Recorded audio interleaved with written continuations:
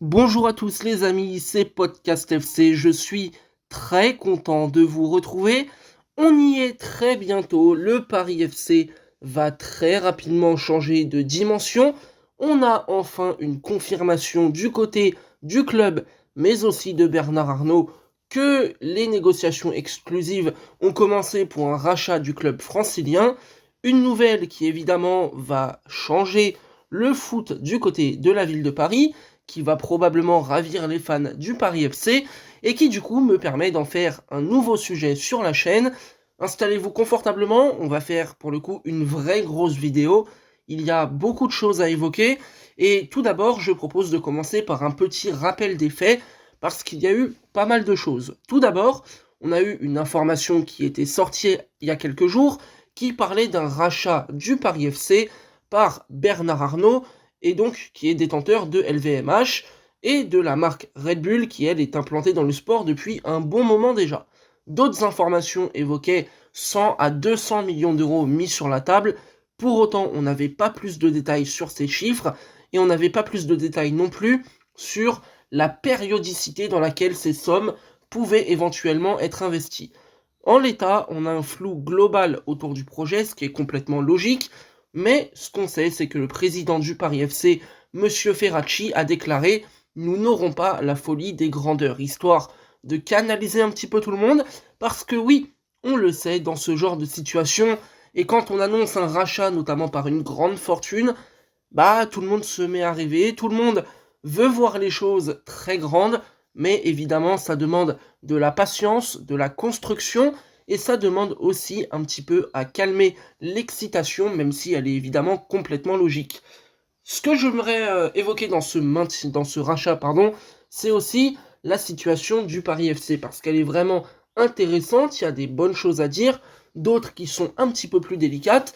On va commencer avec les bonnes choses à dire du côté du Paris FC, et franchement, il y a quand même pas mal d'éléments. Tout d'abord, aujourd'hui, on peut dire clairement que le PFC est une équipe qui est installée en Ligue 2 et maintenant depuis des années. C'est un club qui est régulier, qui lutte souvent pour monter en Ligue 1. Ils y sont pas forcément parvenus avec souvent des scénarios compliqués, ils s'écroulent un peu sur la fin.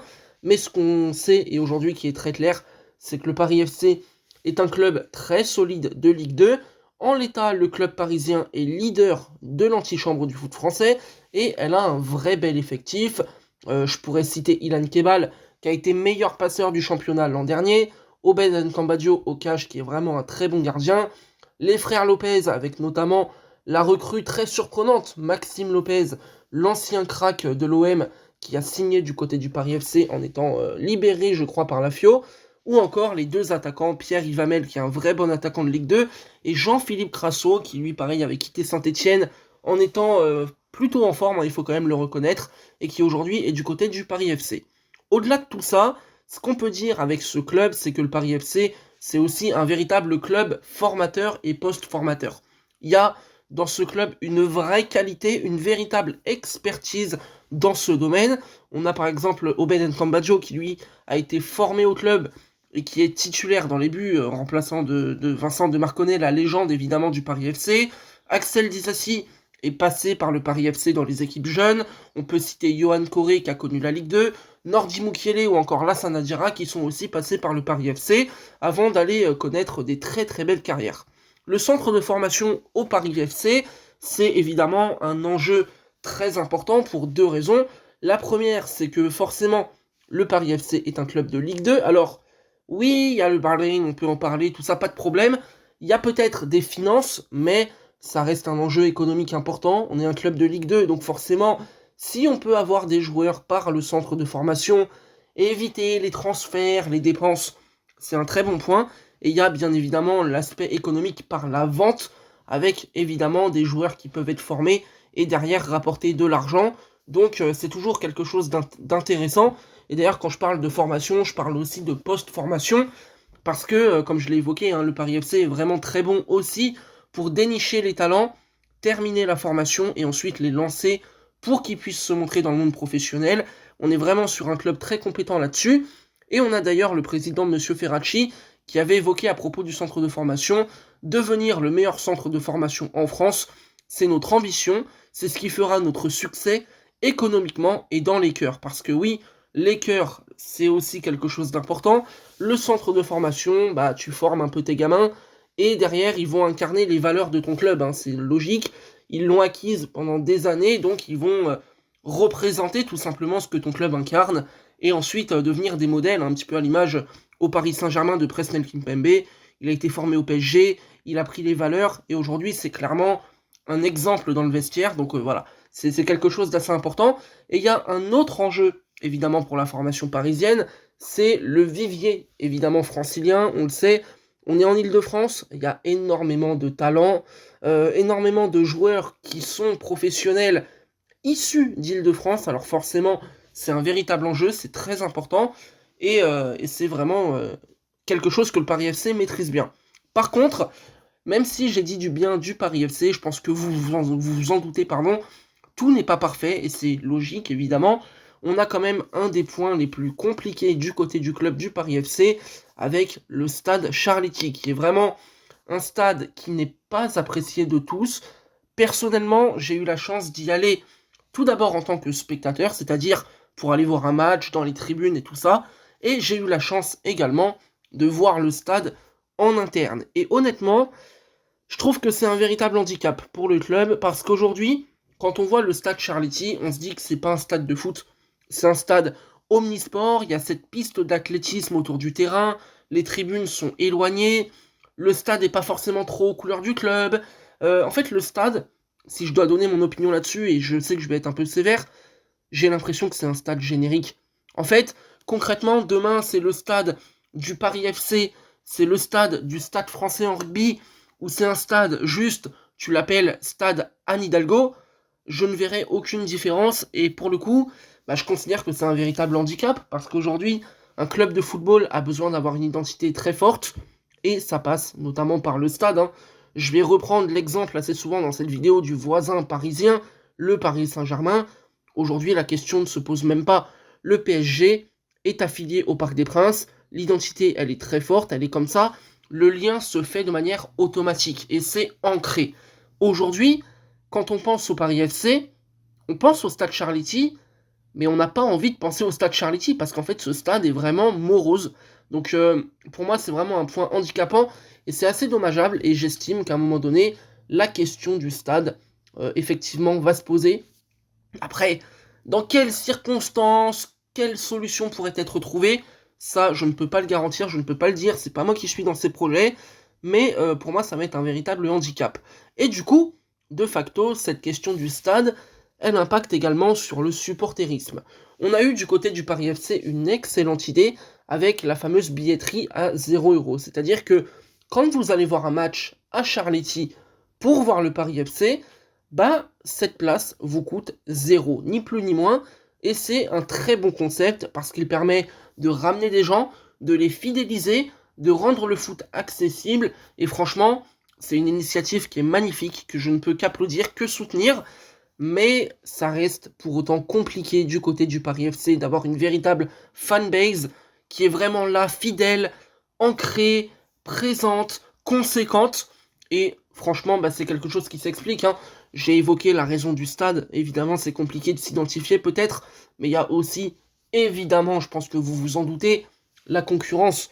Et en Ile-de-France, la concurrence, mine de rien, elle est présente. Alors, vous avez évidemment le mastodonte absolu, le Paris Saint-Germain, qui fait de l'ombre à tout le monde. Ça, c'est quelque chose de très clair, et c'est compliqué d'en sortir. Maintenant, je pense que les clubs franciliens ont aussi chacun leurs valeurs, chacun leur identité, pardon, et t'as le Paris Saint-Germain, t'as le Red Star, t'as le Paris FC, t'as Créteil, à la limite, si tu veux sortir un petit peu de vraiment Paris-Paris, t'as vraiment des clubs en Ile-de-France qui peuvent se dégager, avoir une certaine fanbase, parce que leur identité est vraiment propre à eux, et qu'il y a un truc de particulier. Du côté du Paris FC, on est clairement là-dessus, on est sur un club qui est différent du Paris Saint-Germain, mais pour autant qui reste dans l'ombre, ce qui est pour le coup complètement normal, hein. On compare un club qui aujourd'hui est en Ligue 2 à un club qui est multiple champion de France, qui a été faire une finale de Ligue des Champions il y a quelques années, bon voilà, qui a des stars de dingo. Évidemment, on compare l'incomparable. Bon, voilà. Ça me permet du coup d'enquiller, moi, sur le troisième point de ce podcast. Je voulais simplement évoquer un petit point rapide à propos de Bernard Arnault. Parce qu'évidemment, qui dit rachat, dit argent. Et là, en l'occurrence, je pense qu'avec Bernard Arnault, l'argent ne va pas être un problème. Parce que oui, effectivement, si une telle fortune arrive à la tête du Paris FC, on va pas se mentir, le club il va basculer dans une dimension de dingo, de dégénéré. Les ressources financières, bon, ce sera plus tellement un problème, hein, ça c'est assez évident. Et ça permet aussi au Paris FC d'envisager l'avenir sereinement. Ça pourrait permettre au club de se stabiliser, de se développer, de recruter sans trop avoir de problèmes. Et ça pourrait vraiment faire grandir un club. Ce qui est important, c'est par contre de nuancer. Et je tiens à rappeler deux choses vraiment cruciales. L'argent, c'est une chose. Et clairement, quand t'as Bernard Arnault, bon, t'attires pas n'importe quel milliardaire, on n'est pas sur du petit bras, on est clairement sur un mastodonte, on est sur un colosse. Mais pour autant, bah le foot, ça reste de l'entité du sport. Et de facto, le sport, et c'est pour ça qu'on l'aime également, c'est le hasard. C'est le hasard, il y a une part de risque, il y a du danger, il y a de l'inconnu et de l'incertitude. Je l'ai dit, c'est ce qui fait le charme du football, mais pour autant, c'est clair, il faut lancer l'avertissement d'office. Ce n'est pas parce que le Paris FC va avoir beaucoup d'argent que le succès va être garanti. D'ailleurs, deuxième point, on ne sait pas combien va investir le patron de LVMH. On a évoqué 100 à 200 millions d'euros. C'est pas forcément conséquent, c'est pas non plus confirmé. Donc, encore une fois, prudence. On va se calmer, on va attendre de voir ce qui est vraiment confirmé, ce qui est concret. Mais ce qui va être vraiment important, c'est pas l'argent. C'est le fait de savoir s'entourer. Parce que oui, pour développer un club de football, il faut avant tout bien s'entourer. Argent ou pas argent, ce qu'il faut, c'est de la compétence. Et je vais reprendre l'exemple du Paris Saint-Germain. Au moment où le PSG est racheté par QSI, Paris bascule. Paris a de l'argent. Paris devient financièrement imbougeable. Mais par contre, ce qui a fait le succès du club, et pourquoi le projet est allé si vite, pourquoi c'est allé si fort, c'est parce que le Paris Saint-Germain s'est structuré correctement. Sur le banc, on a eu Carlo Ancelotti qui est arrivé, c'était complètement inattendu, on ne pouvait même pas y penser. On avait un véritable technicien sur le banc du PSG, un mastodonte, encore une fois du football, un vrai génie. On a eu Leonardo sur le directeur sportif, là pareil, on est sur une tête pensante, on est sur un gros nom à l'époque, on est sur quelqu'un qui a un vrai CV, qui est très compétent. Et ensuite, dans l'organigramme, on avait Jean-Claude Blanc qui lui avait travaillé du côté du FC Barcelone, si je ne m'abuse, et qui est clairement, dans son domaine, un des mecs les plus compétents. Ce qui est important du coup, et je le dis avant de basculer dans le quatrième point, pour le Paris FC, il faut impérativement s'entourer correctement avec de l'expertise. Et j'ai presque envie de vous dire que ça tombe bien parce que de l'expertise, Red Bull en a à revendre et ils sont également impliqués dans ce projet de rachat du Paris FC. Red Bull, comme je vous l'ai évoqué en début de vidéo, c'est clairement une entité qui est présente dans le sport depuis très longtemps maintenant, qui dans un premier temps s'était implantée avec le sport extrême et ensuite petit à petit est venu au football pour encore une fois développer son réseau et montrer son expertise. Red Bull est donc une entité vraiment très compétente qui a prouvé à maintes reprises qu'elle avait l'expertise, qu'elle avait la qualité, qu'elle avait les fonds et qu'elle avait le raisonnement pour faire beaucoup de choses très positives et avoir un certain succès.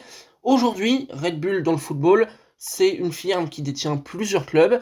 On a tout d'abord le New York Red Bulls aux États-Unis, on a le Salzbourg en Autriche, le Red Bull Bragantino au Brésil, le Red Bull Ghana et le plus connu, le Red Bull Leipzig en Allemagne. Il y a également d'autres clubs qui étaient un peu moins connus, donc je ne les ai pas mis, j'ai mis les principaux. Et on est clairement avec ces clubs-là et le modèle Red Bull sur quelque chose qui marche, sur quelque chose dont l'efficacité a été prouvée à maintes reprises. Red Bull, en fait, c'est pas compliqué. Pour moi, comment je les vois dans le football et dans le sport, je les vois comme des monstres. Je les vois comme des monstres pour une raison très simple, c'est qu'ils arrivent à véritablement créer des entités, à véritablement créer des réseaux, avec des connexions vraiment fortes, de la compétence et un modèle tellement bien pensé, tellement bien réfléchi, que peu importe le club dans lequel tu vas aller de la firme Red Bull, tu vas retrouver les mêmes problématiques positives. Et ce que je veux dire par là, c'est que tu vas retrouver les mêmes forces, les mêmes succès. Tu vas te retrouver avec ce mélange de jeunesse et d'expérience. Tu vas te retrouver avec des gens qui réfléchissent, un organigramme clair, établi. Et pour moi, c'est clairement quelque chose qui est admirable. Vous savez, j'ai souvent taclé le football de multipropriété. Je trouve que c'est de la merde, hein. En gros, je veux pas passer par des tours, tu vois. Je pense que c'est de la merde. Maintenant, du côté de Red Bull, c'est tellement bien fait, c'est tellement malin, c'est tellement intelligent, c'est tellement réfléchi, qu'en fait, ça me dérange pas. Ça me dérange pas parce que je considère pas ça forcément nocif.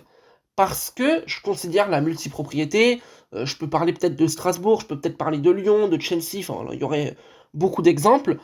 Je peux considérer, et à mon avis légitimement, que ça détruit des clubs. Sauf que du côté de Red Bull, on n'est pas sur ce schéma-là.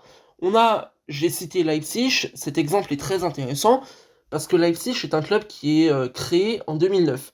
L'histoire, c'est qu'un club a été racheté, il a changé du coup de nom, d'identité, de logo, enfin voilà, c'est passé Red Bull Leipzig, c'est passé, hop, c'est football amateur, après c'est monté petit à petit, pour arriver à la Ligue des Champions en seulement quelques années.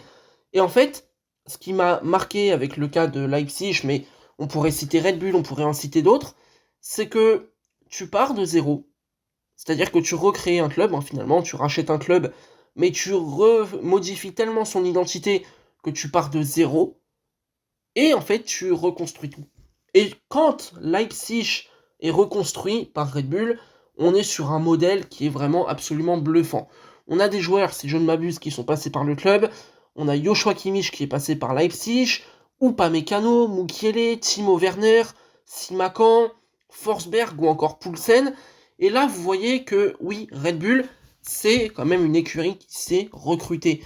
C'est une firme qui, dans le sport, a une vraie compétence et qui était parvenue, comme je l'ai dit, en quelques années, à passer du foot amateur en Allemagne à un foot de Ligue des Champions, qui a su développer des talents. Je crois que c'est Dayot Upamecano.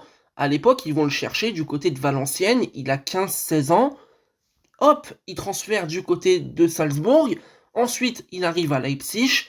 Il se développe petit à petit. Et aujourd'hui, on est sur un joueur qui a joué en équipe de France, qui est au Bayern Munich, qui a été en finale de Coupe du Monde. Voilà, c'est un peu le principe de développement de Red Bull. On est sur un groupe qui arrive vraiment à dénicher les talents, à les former, à les développer. Et j'avais critiqué justement la multipropriété en disant que c'était n'importe quoi. Mais pour le coup, là, en fait, la firme Red Bull le fait bien. C'est-à-dire que, et je reprends l'exemple, par exemple, d'Upamecano, ils vont le chercher très tôt, très jeune, mais derrière, il y a un développement qui est pensé. C'est-à-dire qu'il va en Autriche, il se développe, il prend le temps, tranquillement, de jouer au foot, de s'adapter au monde professionnel, en étant un petit peu dans l'ombre, avec une équipe dominante, avec voilà, beaucoup de jeunes, encadrés par des mecs d'expérience et tout. Et derrière, une fois qu'il est prêt, il va en Allemagne, et là, pareil, il se développe dans un championnat qui est adapté, dans un groupe qui sait faire, et on arrive avec un joueur à la fin qui est complet, un joueur qui est vraiment prêt pour le football de haut niveau, et qui est international à la fin, donc c'est vraiment intéressant. Et j'avais notamment évoqué du côté de Leipzig que les jeunes, donc ils savent vraiment les recruter hein, du côté de Red Bull, on le voit même du côté de New York, on le voit du côté de Salzbourg, enfin voilà, on le voit partout, mais derrière, c'est l'encadrement avec des vieux, entre guillemets, des briscards, des joueurs de vestiaire. Et là, on peut par exemple penser à Orban, on peut penser à Goulashi, on peut penser peut-être à Klosterman même, qui est devenu au fil des années de plus en plus important. Franchement, j'ai pas pour habitude d'être très élogieux envers un groupe, envers une entité, une firme. Mais là, pour le coup, je dois reconnaître et m'incliner. Red Bull est compétent, et si je dois être même totalement franc, totalement honnête, oui, bien sûr que le rachat du Paris FC me hype. Bien sûr que le fait qu'il va y avoir beaucoup d'argent me dit ah ouais, ça va être bien. Je suis un peu pressé de voir ce que ça peut donner. Mais ce qui me donne le plus d'espoir et que j'ai le plus envie de constater, c'est pas l'argent de Bernard Arnault, c'est le fait que Red Bull soit dans le projet de rachat. Parce que je sais que c'est une firme très compétente, et je me dis, si on arrive à allier la compétence de Red Bull dans le recrutement et le développement des jeunes, et ce que fait déjà le Paris FC en étant très bon dans le domaine, si on associe les forces, qu'on arrive à vraiment s'y retrouver, quand on voit le bassin de l'Île-de-France au niveau des jeunes talents, bon, les amis, j'ai pas besoin de vous faire un schéma. Ça peut être absolument monstrueux. Bon, voilà. C'est quelque chose qui, perso, me fait vraiment envie. Et pour autant, Red Bull m'inspire une crainte. Une crainte assez importante, et elle concerne l'identité du Paris FC. Alors là, je vais passer très rapidement parce que c'est juste une petite crainte, et je pense pas que ça va arriver. Mais j'ai cité les clubs du groupe Red Bull. New York Red Bulls, Red Bull Salzbourg, Red Bull Bragantino, Red Bull Ghana, Red Bull Leipzig. Et oui les amis, je pense que vous comprenez où j'ai envie d'en venir. Est-ce qu'on va avoir le Paris FC qui va changer d'identité et devenir le Red Bull Paris? Au début, j'avoue que j'y ai pensé et j'ai eu très peur. J'ai eu très peur et je pense que des supporters du Paris FC ont eu peur aussi. Mais les amis, je pense pas. Je pense pas pour une raison très claire. On parle, entre guillemets, seulement de 15% des parts détenues par Red Bull. À partir de là, bah, ils pourront pas modifier l'identité du Paris FC. C'est-à-dire que le Paris FC ne pourrait pas devenir le Red Bull Paris. Ça sera pas possible. Parce que, bon, je ne suis pas expert dans les termes un peu juridiques et tout ça, mais j'imagine déjà dans un premier temps qu'il faut être actionnaire majoritaire, ce qui du coup ne serait pas le cas. J'imagine également que Red Bull peut être un point bloquant au niveau du nom, je pense au plan juridique, hein. Et j'imagine aussi que Red Bull ne vient pas s'ancrer dans cette identité-là. Et ce que je veux dire par là, c'est que j'imagine Red Bull ne pas faire comme ils font d'habitude, c'est-à-dire la multinationale qui a plusieurs clubs et qui du coup fait son petit réseau, voilà. Je pense que là, pour le coup, Red Bull va arriver avec des hommes en interne, compétents pour le recrutement, la structuration du club et le développement du club, chapeauté par l'argent de Bernard Arnault, et ensuite dirigé également par les volontés en interne au Paris FC. Et pour moi, peut-être que je suis naïf, c'est juste une réflexion, hein, je n'en sais rien, je pense que le rôle de Red Bull va se limiter à ça, et que c'est une excellente nouvelle. Maintenant, on peut se poser la question des ambitions pour le Paris FC, parce que oui, je l'ai évoqué en intro, qui dit rachat, dit fantasme. Et donc, quelles ambitions pour le Paris FC? J'ai vu des gens me parler de Ligue des Champions, j'ai vu des gens me parler de concurrencer le Paris Saint-Germain. Les amis, une fois de plus, j'en appelle à la prudence et au calme. Aujourd'hui, si on doit évoquer les ambitions du Paris FC, bon, comme je l'ai évoqué plus tôt dans le podcast, on a un flou global autour du projet, c'est-à-dire qu'on sait que ça va être racheté. Par contre, on n'a pas plus d'infos. On n'a pas plus d'infos sur le budget, sur les ambitions, quelle typologie de projet on peut avoir. Donc aujourd'hui, parler des ambitions du Paris FC, c'est très compliqué. On peut évidemment penser légitimement à une montée en Ligue 1, parce que c'était déjà dans les clous avant, c'était déjà la volonté du club avant ce rachat. D'ailleurs, le Paris FC est leader de Ligue 2, donc on espère pour eux que ce sera la bonne. Mais après, qu'est-ce que ça peut être? Alors oui, si je me projette, évidemment, je peux imaginer les choses. Tout d'abord, se stabiliser en Ligue 1, développer le club tranquillement, et ensuite, petit à petit, commencer à aller en Europe, commencer à vouloir jouer des titres, notamment la Coupe, et peut-être, si ça prend bien, à terme, concurrencer le top 3 français. Sauf qu'aujourd'hui, les amis, c'est quelque chose qui va prendre beaucoup de temps. C'est quelque chose qui va prendre beaucoup de temps. Alors évidemment, on parle d'ambition, on parle d'objectif, on ne parle pas de réalité, et on ne dit pas que ça va arriver. Le football, c'est risqué, le football, c'est du hasard, le football, c'est quelque chose qu'on ne peut pas maîtriser à 100%, et donc, rien ne garantit qu'avec de telles ambitions, le Paris FC y arrivera. Tout comme d'ailleurs, rien ne garantit que le Paris FC va rater. Seulement voilà, Si vous voulez concurrencer le Paris FC, enfin le Paris Saint-Germain, excusez-moi, si vous voulez concurrencer l'OM, Monaco, ça va prendre du temps, les amis. Ça va prendre énormément de temps et c'est normal. Aujourd'hui, je vais vous prendre, en vrai, j'ai pas d'exemple là qui me vient dans le football, mais combien de fois on a vu des clubs de foot, notamment en France, qui ont eu un développement très rapide parce que les résultats sportifs étaient exceptionnels, mais derrière, le club se casse la gueule parce que ça n'a pas suivi. Aujourd'hui, et je vais être très très très très clair là-dessus, n'allons pas trop vite en besogne. Si le Paris FC doit devenir un jour un club de Ligue des Champions, s'il doit devenir un concurrent réel du Paris Saint-Germain, s'il doit devenir un club qui joue des titres, ça va prendre du temps.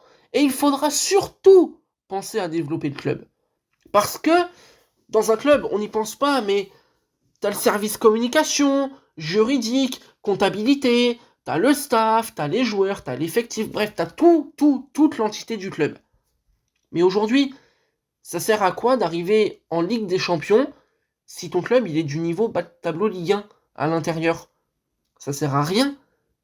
Tu vas juste, en fait, aller trop vite, te tromper, engendrer des dépenses qui vont pas être normales, et tu seras pas au niveau. Il y aura un décalage. Et à partir du moment où tu es décalé, tu te retrouves à être dans la merde. Et quand tu es dans cette situation, à la con en fait, faut le dire, qu'est-ce qui se passe?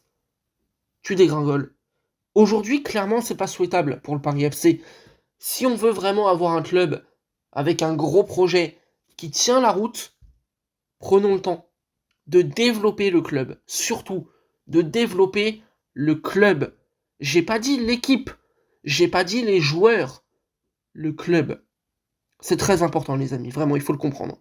Il faut le comprendre parce que c'est quelque chose qui peut également nous emmener sur notre 7e point de cette vidéo, le derby parisien. Eh oui, j'ai évoqué la concurrence avec le Paris Saint-Germain, possiblement. Et les amis, on va peut-être, avec ce rachat, mettre fin à une anomalie. La ville de Paris, plus belle ville du monde, d'après certains, n'a qu'un club de football dans son élite. Les amis, on parle de Paris, c'est-à-dire que c'est pas possible. Du côté de Madrid, vous les avez vos clubs. Du côté de Berlin, vous avez vos clubs. Je pourrais continuer comme ça longtemps. Aujourd'hui, la ville de Paris a besoin de ce derby parisien. On a besoin de vibrer. On a besoin d'avoir de l'enjeu. On a besoin d'avoir de la rivalité, de l'adversité. On a besoin également pour le foot français d'avoir un nouveau club de plus. C'est important, les amis.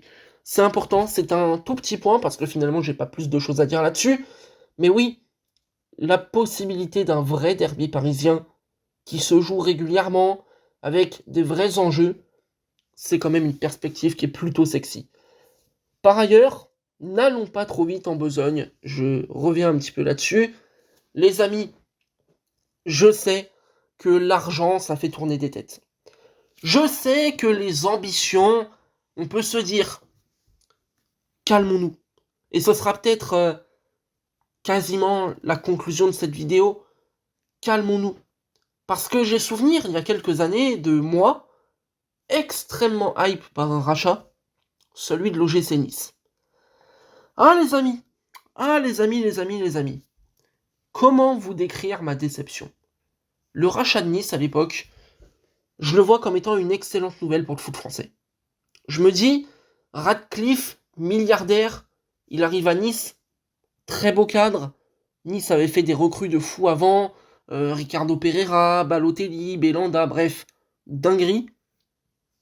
Et je me dis, ah ouais, là il y a quelque chose de très costaud à faire. Finalement les amis, Nice commence pas trop mal parce qu'ils font leur mercato en 15 jours seulement. Le rachat se fait très tard. Ils vont chercher Nsoki, du côté du Paris Saint-Germain, qui est une vraie pépite à l'époque. Ils vont chercher Kasper Dolberg, qui est considéré comme un crack. Ils vont chercher Claude Maurice, qui, ok, n'est pas une star, mais était un joueur très très très intéressant en Ligue 2, très percutant, décisif, toujours à jouer vers l'avant. qui était vraiment d'ailleurs un de mes chouchous, et je le voulais au Paris Saint-Germain parce que je considérais qu'il collait très bien au style de jeu de l'équipe. Les amis, quelques années plus tard, ce rachat de l'OGC Nice, c'est un flop. C'est dur comme jugement, mais c'est un flop. Parce que, oui, Nice a connu l'Europe. C'est vrai. Nice a joué une finale de Coupe de France. Oui, je le reconnais volontiers. Mais tu t'attendais à plus. T'avais plus d'ambition. T'avais plus de moyens. Et finalement, quand on parle de l'OGC Nice, il y a une vieille rengaine qui revient. Ouais, c'est une année de transition. Sauf que le club a été racheté il y a 27 ans, les amis, il faut arrêter. Donc les amis, pour le Paris FC, n'ayons pas les mêmes attentes et la même déception. L'argent, c'est bien, la compétence, c'est mieux, et il faut des gens qui aient vraiment envie d'aller tout là-haut. C'est extrêmement important. Enfin, pour terminer ce très long podcast, j'aimerais finir en parlant du développement du club et de l'image de marque. Parce que oui, on a parlé de sportifs, on a parlé d'argent, mais il va y avoir un truc important pour le Paris FC également, c'est le développement du club, ça on l'a dit, mais le développement aussi de l'image de la marque. Et là, Bernard Arnault a choisi un club parisien. À votre avis, pourquoi? Je vous laisse 2 secondes. Parce que c'est Paris. Ni plus ni moins les amis. C'est Paris, donc ça fait rêver. Donc c'est vendeur. Et aujourd'hui, l'image de marque du Paris FC, il va falloir la développer autour de la thématique Paris. La ville de Paris, à elle-même, est un argument marketing extrêmement puissant. Alors oui, ça peut sembler moche pour certains de parler de marketing, de parler d'image de marque, mais c'est important, parce qu'à un moment donné, il va falloir que le Paris FC gagne de l'argent. Il va falloir peut-être même que le club devienne indépendant financièrement. Ça passera par là.